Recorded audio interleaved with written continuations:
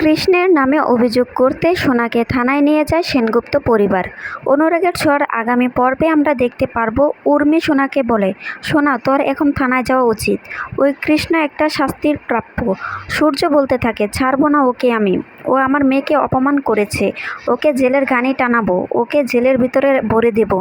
দীপা সোনাকে বলতে থাকে, শোন বেটি, একটা কথা বলি, তুই তোর জিজার উপর রাগ করে তাকে শাস্তি দিয়ে পুলিশে দিতে চাস, তখন তো তোর অনেক কথা শুনতে হবে।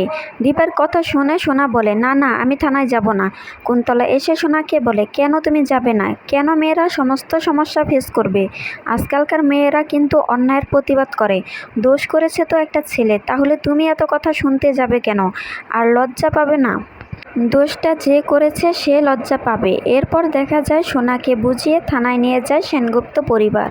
সেখানে গিয়ে কৃষ্ণের নামে অভিযোগ করে সোনা। তো বন্ধুরা, ভিডিওটি যদি ভালো লেগে থাকে তাহলে চ্যানেলটি সাবস্ক্রাইব করে রাখবেন।